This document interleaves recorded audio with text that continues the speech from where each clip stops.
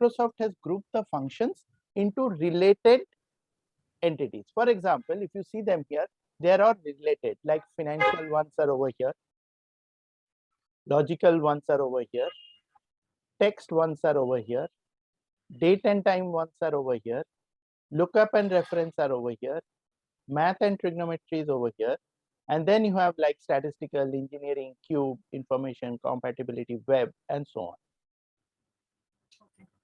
Now, we don't really use all of them, right? We only probably use this lookup and reference, date and time, text, logical.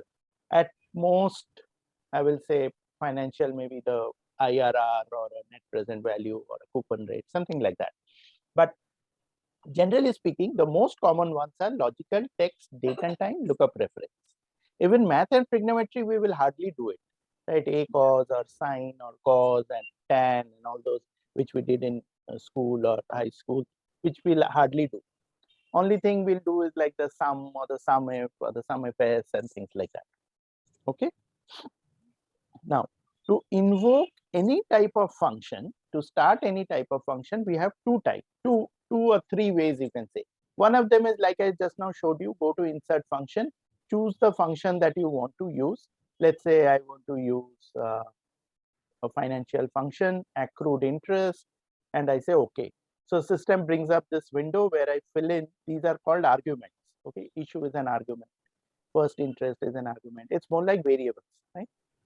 These are the inputs that I'm going to pass to my formula. And once I say okay, system will give me the net result over here. Okay, that is one way of invoking it. Another way of invoking it is like this. I go to one cell where I want it. I go to, like this is a financial formula. So I go to this. I'm just using the same one. I'm not doing it right now. I'm just showing you how we invoke the function. Okay. Then we click on this. Again, the same window comes up. Here I go one by one. And each of these arguments has an explanation over here, which I can read and I can see the result over here also. And the net result, final result is displayed here. We'll see that in a few minutes. Another way to invoke a function is straightforward. We use a equal to sign. Yeah, that's like how we do it for the Exactly. VLOOKUP and Yes, lookup. yes. And then I type one letter at a time. I know ACC, accrual interest. So AC, it brings this up. I can either double click on it or AC, and once I highlight it, I can press the tab button on the keyboard. Okay. Now, once I do this, rest of, and if I want that window again, I will click on this FX.